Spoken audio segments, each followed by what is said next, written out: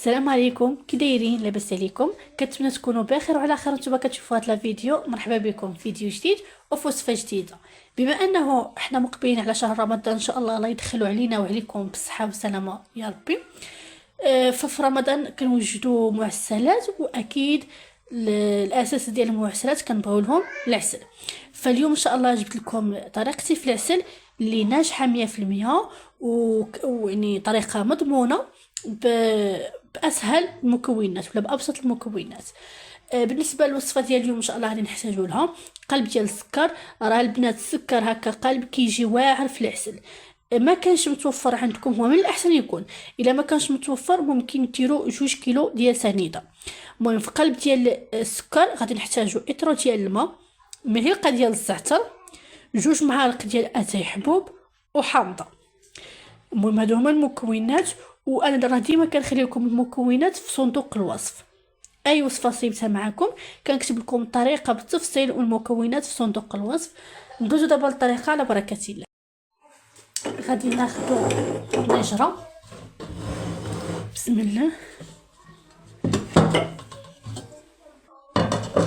غادي نديرو فيها هاد القلب السكر ونخويو عليه الماء.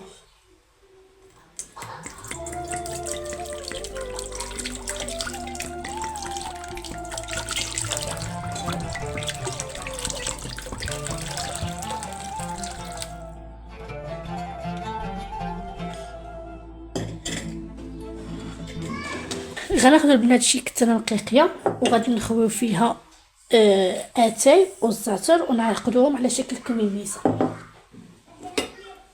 صافي البنات هكا قديتها، غادي نديروها هنا في الشنيب، وغادي ناخذوا هاد الحامضه نقطعوها دي طرونش وغادي نحيدوا لها العظوم.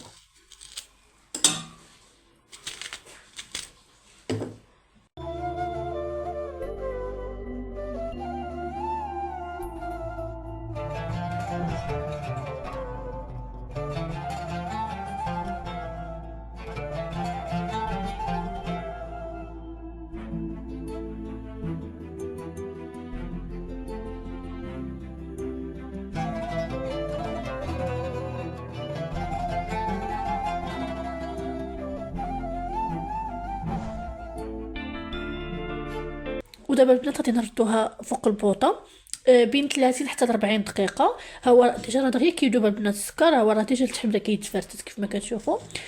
المهم كيف قلت لكم بين 30 حتى 40 دقيقه، ونتلاقاو من بعد ان شاء الله.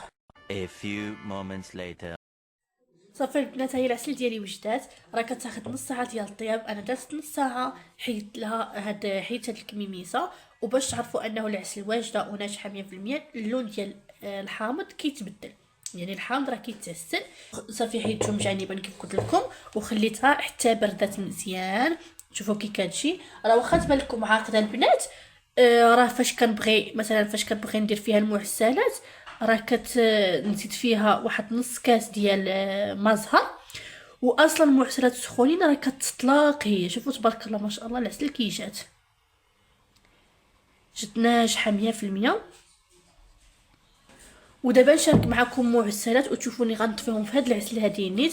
المهم كنتمنى الوصفه ديال اليوم تكون نالت اعجابكم، ولا عجباتكم وجربتوها ما تنساوش تقولوها لي في لي كومونتير، ولا تصيفطوا لي ميساج في انستغرام. راه ديما كنخلي لكم انستغرام ديالي في صندوق الوصف، وغادي نخلي لكم هنا في لا فيديو، هو في لا فيديو. وما تنساوش ديروا لايك لا فيديو وابوني للقناه وتبارطاجيو الفيديو مع صحابكم وخوتكم باش العائله ديالنا تزيد تكبر.